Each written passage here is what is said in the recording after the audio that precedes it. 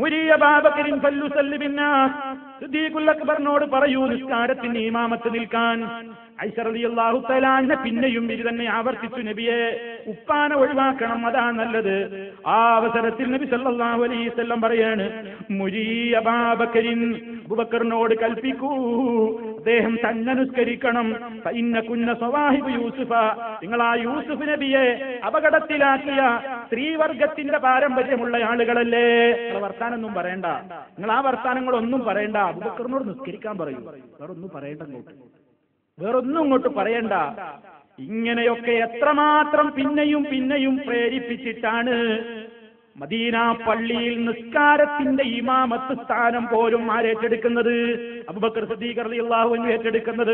എന്നിട്ടാണ് ലോകത്ത് ഈ പഴച്ച കക്ഷികളായ ശിയാക്കൾ മുഴുവനും പറഞ്ഞു നടക്കുന്നു, അലി റളിയല്ലാഹു അൻഹുവിന് കിട്ടേണ്ടുന്ന അധികാരമോഹിയായ അബൂബക്കർ തട്ടിയെടുത്തതാണ്, അധികാര കൊതി മൂത്തിട്ട് ചെയ്തതാണ് എന്ന് മഹാനായ സിദ്ദീഖുൽ അക്ബർ റളിയല്ലാഹു അൻഹുവിനെ ആക്ഷേപിക്കുന്ന പിഴച്ചുപോയ കക്ഷികളുണ്ട്. അവർക്കതെങ്ങനെ പറയാൻ കഴിയുന്നു എന്ന് ഈ ചരിത്രം വായിക്കുമ്പോ ഏതൊരു മുസ്ലിമിന്റെ മനസ്സിലാണ് ആശങ്ക തോന്നാത്തത്? അത്ര ഗുരുതരമായ അബദ്ധമാണ് അവർ അബൂബക്കർ സിദ്ദീഖ് റളിയല്ലാഹു അൻഹുവിന്റെ പേരിൽ പറഞ്ഞിട്ടുള്ളത്. മാത്രമല്ല, തനിക്ക് ശേഷം ഖിലാഫത്ത് ആരിലേക്ക് നീങ്ങണം എന്ന ഒരു സൂചന നബി സല്ലല്ലാഹു അലൈഹി വസല്ലമിന്റെ വേറെയും ചില വർത്തമാനങ്ങളിൽ ഉണ്ടായിട്ടുണ്ട് എന്ന് സാന്ദർഭികമായി നമ്മൾ അറിയണം, നമ്മൾ മനസ്സിലാക്കണം. നിങ്ങൾ നോക്കൂ, ഒരു സംഭവം പറയുകയാണ്. അത്തത്തിൻ നബിയ സല്ലല്ലാഹു അലൈഹി വസല്ലം ഇംറഅത്തുൻ, ഒരിക്കൽ നബി സല്ലല്ലാഹു അലൈഹി വസല്ലമിന്റെ അടുക്കൽ ഒരു സഹാബാ വനിതയെത്തി. ഫകല്ലമതുഹു ഫീ ശൈഇൻ ഫഅമറഹാ അൻ തർജിഅ ഇലൈഹി, നബി സല്ലല്ലാഹു അലൈഹി വസല്ലമിനോട് അവരെന്തൊക്കെയോ ചില മസ്അലകൾ ചോദിക്കാൻ ചെന്നതാണ്. അങ്ങനെ കുറെ സംസാരിച്ചപ്പോൾ നബി സല്ലല്ലാഹു അലൈഹി വസല്ലം അവർക്ക് വേണ്ടതൊക്കെ പറഞ്ഞു കൊടുത്തിട്ട് ഇനി വല്ല ആവശ്യവുമുണ്ടെങ്കിൽ ഇനിയും മടങ്ങി വന്ന് ചോദിച്ചോളാൻ വേണ്ടി പറയുന്നു.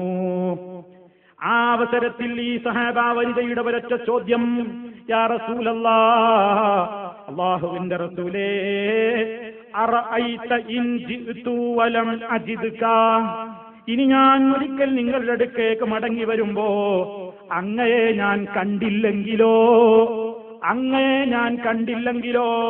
ഹദീസ് റിപ്പോർട്ട് ചെയ്യുകയാണ്, കഅന്നഹാ തുരീദുൽ മൗതാ, അങ്ങ് വഫാത്തായി പോയാൽ ഞാൻ ആരുടെ അടുത്തേക്കാണ് പ്രശ്നത്തിന് ചെല്ലേണ്ടത്? അങ്ങില്ലെങ്കിൽ പിന്നെ ഞാൻ ആരെ സമീപിക്കണം എന്നതാണ് ആ മഹദിയുടെ ചോദ്യം. ഖാല, നബി സല്ലല്ലാഹു അലൈഹി വസല്ലം എന്താ പറഞ്ഞത്? ഞാൻ വഫാത്തായാലും എന്റെ ഖബറില്ലേ, എന്റെ ഖബറിൽ വന്ന് ചോദിച്ചോ എന്ന് പറഞ്ഞോ, എന്റെ ഖബറിന്റെ സമീപത്തേക്ക് വന്നോളൂ എന്ന് പറഞ്ഞോ. ഞാൻ വഫാത്തായാലും ജീവിച്ചിരിക്കുമ്പോഴും ഒരുപോലെ തന്നെയാണ് എനിക്കെല്ലാം കേൾക്കാനും എനിക്കെല്ലാം കാണാനും എനിക്കെല്ലാം അറിയാനും എനിക്കെല്ലാ പ്രശ്നങ്ങളിലും ഇടപെടാനും കഴിയുമെന്നാണോ അവിടുന്ന് പഠിപ്പിച്ചത്? അങ്ങയെ കണ്ടില്ലെങ്കിൽ ഞാൻ എന്ത് ചെയ്യണം എന്ന ചോദ്യത്തിന് നബി സല്ലല്ലാഹു അലൈഹി വസല്ലം കൊടുത്ത മറുപടി എന്താണ്?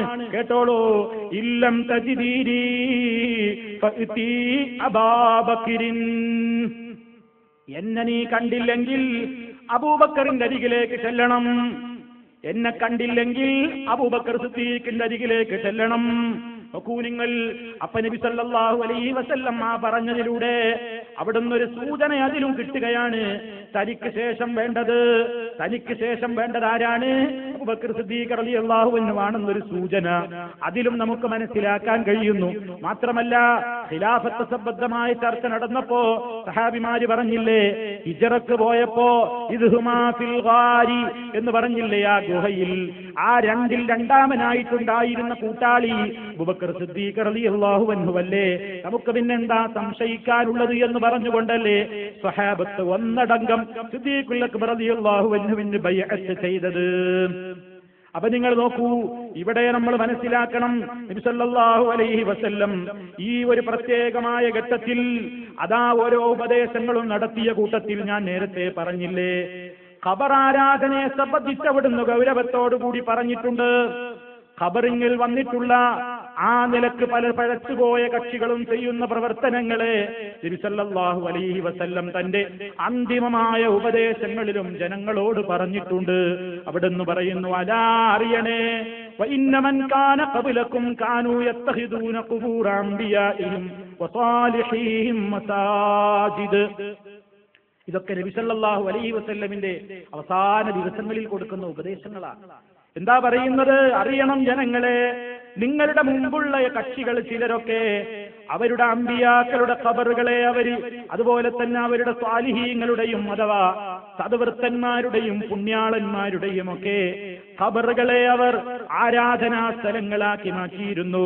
അതുകൊണ്ട് അലാ, നിങ്ങൾ അറിയണേ, ഫലാ തത്തഖിദുൽ ഖുബൂറ മസാജിദ, നിങ്ങൾ ഖബറുകളെ ആരാധനാ കേന്ദ്രങ്ങളാക്കരുത്. ഫഇന്നീ അൻഹാകും അൻ ദാലിക, ഞാനത് നിങ്ങളോട് ശക്തമായി വിരോധിക്കുന്നു. മാത്രമല്ല, അത് പള്ളിയിൽ വെച്ച് പറഞ്ഞതിന് പുറമെ, ഖുതുബയിൽ അവസാന നിമിഷങ്ങളിൽ പറഞ്ഞതിന് പുറമെ, വീട്ടിൽ രോഗിയായി കിടക്കുന്ന നേരത്ത് പോലും അത് പറഞ്ഞിട്ടുണ്ട്. ആയിഷ റളിയല്ലാഹു തആല അൻഹ പറയുന്നു, അല്ലാഹുവിന്റെ റസൂലിന് വഫാത്ത് ഹാജരായ ഘട്ടത്തിൽ അവിടുത്തെ ഒരു പുതപ്പ് കൊണ്ട് ഇങ്ങനെ ഇടക്ക് മുഖത്തേക്കിടുന്നുണ്ട്. അസ്വസ്ഥത, പുതപ്പ് ഇടക്ക് മുഖത്തേക്കിടുന്നുണ്ട്. അത് ശ്വാസം മുട്ടുന്ന അനുഭവം പോലെ തോന്നുമ്പോ മുഖത്ത് നിന്ന് ആ തുണിയെടുത്ത് നീക്കുന്നുണ്ട്. അപ്പോഴൊക്കെ നബി സല്ലല്ലാഹു അലൈഹി വസല്ലം ഇങ്ങനെ പറയുന്നുണ്ട്, ലഅനത്തുല്ലാഹി അലൽ യഹൂദി വന്നസാറാ ഇത്തഖദൂ ഖുബൂറ അംബിയാഇഹിം മസാജിദാ, ജൂത ക്രൈസ്തവരുടെ മേൽ അല്ലാഹുവിന്റെ ശാപമുണ്ടാകട്ടെ. എന്തേ കാരണം? ഇത്തഹദൂ, അവർ സ്വീകരിച്ചു, അവരാക്കി തീർത്തു, ഖുബൂറ അംബിയാഇഹിം, അവരുടെ അംബിയാക്കന്മാരുടെ ഖബറുകളെ മസാജിദ, ആരാധിക്കുന്ന കേന്ദ്രങ്ങളാക്കി മാറ്റി.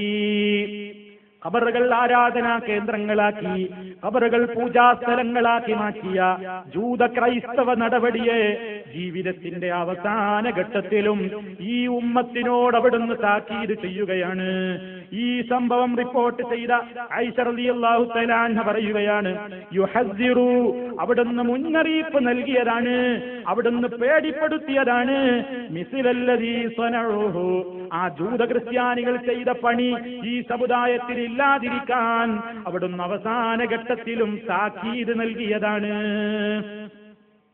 വേറെ ചില റിപ്പോർട്ടുകളിൽ കാണാം, ഖാതലല്ലാഹുൽ യഹൂദ, യഹൂദികളെ അല്ലാഹു തആല നശിപ്പിക്കട്ടെ, ഇത്തഖദൂ ഖുബൂറ അംബിയാഇഹിം മസാജിദ, അവരുടെ അമ്പിയാക്കളുടെ ഖബറുകളെ അവർ ആരാധനാ കേന്ദ്രങ്ങളാക്കിയവരാണ്. എത്ര ഗൗരവത്തോടെ ഈ സമുദായത്തോട് നൽകിയ അന്തിമമായ വസിയത്താണത്. ആ അന്തിമമായ വസിയത്തുകളെ പോലും കാറ്റിൽ പറത്തുന്ന ചിലർ അവകാശപ്പെടുന്നു ഞങ്ങൾക്ക് നബി സല്ലല്ലാഹു അലൈഹി വസല്ലമിനോട് പിരിശമാണെന്ന്, അല്ലാഹുവിന്റെ റസൂലിനോട് ഞങ്ങൾക്ക് മഹബ്ബത്താണെന്ന് വാദിക്കുന്ന കക്ഷികളതാ ആ റസൂൽ സല്ലല്ലാഹു അലൈഹി വസല്ലമിന്റെ ആളുകളാണെന്ന് വാദിക്കുന്ന കക്ഷികളതാ രാജ്യത്തൊട്ടാകെ ഔലിയാക്കളുടേതെന്നും അല്ലാത്തതൊന്നും വ്യത്യാസമില്ലാതെ ആ പേര് പറയപ്പെടുന്നവരുടെയും അല്ലാത്തവരുടെയും ഒക്കെ ഖബറുകൾ കെട്ടിപ്പടുക്കുന്നു, ആരാധനാ കേന്ദ്രങ്ങളാക്കുന്നു, സുജൂദുകൾ നടക്കുന്നു, തൊട്ടുമുത്തുന്നു, വന്ദിക്കുന്നു, അതുപോലെ തന്നെ അതിന്മേൽ ചാറം മൂടുന്നു, അവരുടെ പ്രീതി ഉദ്ദേശിച്ചുകൊണ്ട് വിളക്ക് കൊളുത്തുന്നു, അവിടെ ഉറൂസുകൾ സംഘടിപ്പിക്കുന്നു, അവിടെ പല രൂപത്തിലുള്ള സംവിധാനങ്ങളും അവർ ഏർപ്പെടുത്തുന്നു. അല്ലാഹുവിന്റെ റസൂലിനോട് മഹബ്ബത്ത് പറയുന്ന ഈ കക്ഷികൾ അവിടുത്തെ അന്തിമ വസിയത്തിനെ പോലും വില വെച്ചില്ലല്ലോ. എത്ര ഗൗരവമാണെന്ന് മുസ്ലിം സമുദായമേ വളരെ ആലോചിക്കേണ്ട ഗൗരവമുള്ള വിഷയമാണ്. ഒരാളോട് സ്നേഹമുണ്ടെങ്കിൽ അവസാന നേരത്ത് പറഞ്ഞതെങ്കിലും പാലിക്കൂലേ? മുസ്തഫ സല്ലല്ലാഹു അലൈഹി വസല്ലമിന്റെ അവസാന വസിയത്തുകൾ പോലും കാറ്റിൽ പറത്തിയിട്ട മൗലാനമാര് അതാ ഓരോരുത്തരുടെ ജാറങ്ങൾ ഉദ്ഘാടനം ചെയ്യാൻ നടക്കുകയാണ്, ജാറങ്ങൾക്ക് തറക്കല്ലിടാൻ നടക്കുകയാണ്, ദർഗകൾ കെട്ടിപ്പൊക്കാൻ നടക്കുകയാണ്, മഖാമുകൾ വിപുലീകരിക്കാൻ നടക്കുകയാണ്. ഇസ്ലാമികമാണോ? നിങ്ങൾ നോക്കൂ, ഇത് നബി സല്ലല്ലാഹു അലൈഹി വസല്ലം വളരെ ഗൗരവത്തോടുകൂടി ഈ ഉമ്മത്തിനോട് പഠിപ്പിച്ച കാര്യമാണ്. അതുകൊണ്ട് എന്ത് വേണം? അവിടുന്ന് ഈ ഗൗരവത്തോടുകൂടി പറഞ്ഞിട്ടുള്ള കാര്യങ്ങളൊക്കെ വളരെ കൃത്യമായി തന്നെ മനസ്സിലാക്കുകയും ആ ഗൗരവതരമായ വിഷയങ്ങളുടെ ഗൗരവം അങ്ങനെ തന്നെ ഉൾക്കൊണ്ടുകൊണ്ട് അതിനനുസരിച്ചുള്ള വിശ്വാസങ്ങളും ആചാരങ്ങളും മുസ്ലിം അവന്റെ ജീവിതത്തിൽ നിലനിർത്താൻ ശ്രമിക്കേണ്ടതുണ്ട്. അതാണ് നമുക്ക് ഇതിലൂടെയൊക്കെ നമ്മൾ മനസ്സിലാക്കിയിരുന്ന ഏറ്റവും വലിയ പാഠം. അതാണ് ഏറ്റവും വലിയ ഗൗരവമുള്ള കാര്യമാണത്. ഇത് നോക്കൂ നിങ്ങൾ, നബി സല്ലല്ലാഹു അലൈഹി വസല്ലം അവിടുന്ന് ഈ അവസാന സമയങ്ങളിൽ ഇങ്ങനെ ദിവസങ്ങളിൽ ഇങ്ങനെ എത്തുമ്പോ സല്ലല്ലാഹു അലൈഹി വസല്ലം ഫാത്തിമ റളിയല്ലാഹു തആല അൻഹയോട് ചില സ്വകാര്യം പറയുന്ന ഒരു രംഗം മഹാന്മാരായ സ്വഹാബാ കിറാം അതല്ലെങ്കിൽ അവിടുത്തെ ഭാര്യമാര് തന്നെ അത് നമുക്ക് പറഞ്ഞു തരുന്നുണ്ട്. സല്ലല്ലാഹു അലൈഹി വസല്ലമിന്റെ അടുക്കൽ എല്ലാ ഭാര്യമാരുമുണ്ട്. ആ ഘട്ടത്തിലാണ് ഒരിക്കൽ ഫാത്തിമ റളിയല്ലാഹു തആല അൻഹ ഇങ്ങനെ കടന്നു വരുന്നത് നബി സല്ലല്ലാഹു അലൈഹി വസല്ലമിന്റെ അടുത്തേക്ക്. ഫാത്തിമ ബീവി ഇങ്ങനെ നടന്നു വരുമ്പോൾ ആ നടത്തത്തെ പറ്റി റസൂൽ സല്ലല്ലാഹു അലൈഹി വസല്ലമിന്റെ ഭാര്യമാര് പറയാണ്, അവരുടെ നടത്തം കണ്ടാൽ മിശ്യത്തു റസൂലില്ലാഹി സല്ലല്ലാഹു അലൈഹി വസല്ലം, അള്ളാന്റെ റസൂലാണ് ആ പോണെന്ന് എന്നെ ഉറപ്പിക്കാം. നബി സല്ലല്ലാഹു അലൈഹി വസല്ലമിന്റെ അതേ നടപ്പ് നടന്നിങ്ങനെ പോകുന്നത് കണ്ടാൽ നബി ആ നടക്കണം തോന്നും, മകളെ നടത്തം കണ്ടാൽ. അങ്ങനെ നബി സല്ലല്ലാഹു അലൈഹി വസല്ലം നടക്കുമ്പോൾ അങ്ങനെ നടന്നു വരുന്നു ഫാത്തിമ. കണ്ടപാടെ വളരെ അവശനിലയിലാണ്. കണ്ടപാടെ മകളെ കണ്ടപാടെ നബി സല്ലല്ലാഹു അലൈഹി വസല്ലം പറയുന്നു, മർഹബാ ബിബ്നതി, മോളെ മർഹബാ, സ്വാഗതം മോളെ. ഫാജിലതഹാ അൻ യമീനിഹി ഔ അൻ ശിമാലിഹി. ഹദീസ് റിപ്പോർട്ട് ചെയ്യുന്ന സഹാബി പറയുന്നു, അവിടുത്തെ വലതുഭാഗത്തോ അതോ ഇടതു ഭാഗത്തോ അറിഞ്ഞുകൂടാ ഫാത്തിമ ബീവിയെ ഇരുത്തി. എന്നിട്ട് നബി സല്ലല്ലാഹു അലൈഹി വസല്ലം അതാ ഫാത്തിമയെ അണച്ചു കൂട്ടിയിട്ട് ആ കാതിൽ ഒരു സ്വകാര്യം പറയുന്നു. ആരും കേട്ടില്ല. ആ സ്വകാര്യം കേട്ടപ്പോൾ ഫബക്കത്ത് ഫാത്തിമ, ഫാത്തിമ റളിയല്ലാഹു തആല അൻഹ കരഞ്ഞുപോയി. സുമ്മ ഇന്നഹു സാറഹ, പിന്നെയും നബി രണ്ടാമതൊരു സ്വകാര്യം കൂടി ഫാത്തിമയോട് പറഞ്ഞപ്പോൾ ഫളഹിക്കത്ത് ഐലാ, ഫാത്തിമ റളിയല്ലാഹു തആല അൻഹ ചിരിച്ചും പോയി. ആദ്യത്തെ സ്വകാര്യം കേട്ടപ്പോ കരഞ്ഞു, രണ്ടാമത് കാതിലെന്തോ എന്ന് പറഞ്ഞപ്പോ ചിരിച്ചു. അപ്പൊ ചോദിച്ചു, എന്താ നിങ്ങളെ കരയിപ്പിച്ചത്? അവര് പറഞ്ഞു, അള്ളാന്റെ റസൂല് പറഞ്ഞ ഒരു സ്വകാര്യം ഞാൻ വെളിച്ചത്താക്കുകയില്ല. അള്ളാന്റെ റസൂല് പറഞ്ഞ ഒരു സ്വകാര്യം ഞാൻ വെളിച്ചത്താക്കുകയില്ല. അപ്പൊ ആയിഷ റളിയല്ലാഹു തആല അൻഹ പറയുകയാണ്, ഞങ്ങളെയൊന്നും കൂട്ടാതെ നിങ്ങളോട് അള്ളാന്റെ റസൂല് ചില സ്വകാര്യം പറയുകയും എന്നിട്ട് പിന്നെ നിങ്ങൾ കരയുകയും ചെയ്യുകയാണോ? എന്താണ് കാര്യമെന്ന് ചോദിക്കുന്നു. അപ്പോഴും അവര് പറയുന്നു, ഞാൻ ഈ സ്വകാര്യം പുറത്തു വിടുകയില്ല. അള്ളാന്റെ റസൂൽ അത് ഇഷ്ടമില്ലാത്തത് കൊണ്ടല്ലേ എന്നോടത് അങ്ങനെ എപ്പ പറഞ്ഞത്. അപ്പൊ ഇപ്പൊ പുറത്തു വിടാനായിട്ടില്ല എന്നർത്ഥം. പിന്നെയോ ഹത്തായിദാ ഖുബിള, അങ്ങനെ നബി സല്ലല്ലാഹു അലൈഹി വസല്ലം വഫാത്തായപ്പോ ഫാത്തിമ റളിയല്ലാഹു തആല അൻഹയോട് പിന്നീട് ഇവര് ചോദിച്ചു, അല്ല ഇങ്ങനൊരു സംഭവം ഉണ്ടായില്ലേ, എന്തായിരുന്നു അന്ന് നിങ്ങൾ സംസാരിച്ചത്? ഫാത്തിമ റളിയല്ലാഹു തആല അൻഹ പറഞ്ഞു, അള്ളാഹുവിന്റെ റസൂൽ എന്നോട് ആദ്യം പറഞ്ഞത് എന്താണെന്നറിയോ? ജിബ്രീൽ എന്റെ അടുക്കൽ എല്ലാ കൊല്ലവും ഖുർആൻ പാഠം നോക്കാൻ വേണ്ടി ഒരിക്കൽ മാത്രമാണ് വന്നിരുന്നത്. ഇന്നിതാ 2 തവണ എത്തിയിരിക്കുന്നു. അതെന്റെ മരണം അടുത്തു എന്നതിന്റെ സൂചനയാണ്. മാത്രമല്ല എന്റെ കൂടെ ഞാൻ മരിച്ചു കഴിഞ്ഞാൽ എന്റെ കൂടെ ആദ്യം എത്തിച്ചേരുന്നതും നീയായിരിക്കും. ഇത് കേട്ടപ്പോഴാണ് ഫബക്കൈതു, ഞാൻ കരഞ്ഞത്. അല്ലാഹുവിന്റെ റസൂൽ വഫാത്താകുകയാണ്, ഇത് കേട്ടപ്പോൾ ഞാൻ കരഞ്ഞു. രണ്ടാമത് എന്നോടൊരു സ്വകാര്യം പറഞ്ഞു. അതിൽ പ്രധാനപ്പെട്ട കാര്യം എന്താണെന്നോ, അലാ തർദീന അൻ തകൂനി സയ്യിദത്തു നിസാഇൽ മുഅ്മിനീൻ ഔ സയ്യിദത്തു നിസാഇ ഹാദിഹിൽ ഉമ്മ, ഈ സമുദായത്തിലെ സ്ത്രീകളുടെ നേതാവാകാൻ ഫാത്തിമ നിനക്ക് ഭാഗ്യം കിട്ടിയിരിക്കുന്നു.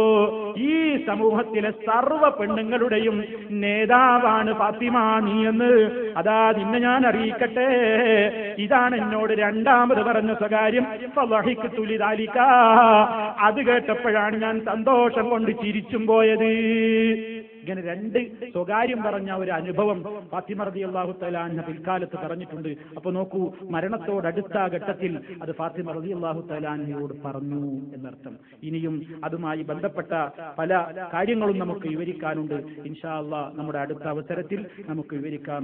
അർഹമുർ റഹീമീനായ നാഥൻ മഹാനായ നബി കരീം സല്ലല്ലാഹു അലൈഹി വസല്ലമിന്റെ ജീവിത സന്ദേശങ്ങളെ ജീവിതത്തിൽ പുലർത്തിക്കൊണ്ട് തഖ്വയുള്ളവരായി ജീവിക്കുന്ന നല്ലവരിൽ നമ്മെ എല്ലാവരെയും ഉൾപ്പെടുത്തി അനുഗ്രഹിക്കുമാറാകട്ടെ. നമ്മിൽ വന്നുപോയിട്ടുള്ള സർവ്വദോഷങ്ങളും അല്ലാഹു പുറത്തു തരുമാറാകട്ടെ. നമ്മിലെ രോഗികൾക്ക് അല്ലാഹു ശിഫ നൽകുമാറാകട്ടെ. നമ്മിൽ നിന്ന് മരണപ്പെട്ടവർക്ക് അല്ലാഹു മഗ്ഫിറത്ത് നൽകുമാറാകട്ടെ. റബ്ബനാ തഖബ്ബൽ മിന്നാ ഇന്നക അൻതസ് സമീഉൽ അലീം വതുബ് അലൈനാ ഇന്നക അൻതത് തവ്വാബുർ റഹീം വഗ്ഫിർ ലനാ ഇന്നക അൻതൽ ഗഫൂറുർ റഹീം തവഫനാ മുസ്ലിമീന വഅൽഹിഖ്നാ ബിസ്സാലിഹീൻ വൽഹംദുലില്ലാഹി റബ്ബിൽ ആലമീൻ. അല്ലാഹുമ്മ സ്വല്ലി അലാ മുഹമ്മദിൻ വഅലാ ആലി മുഹമ്മദ്.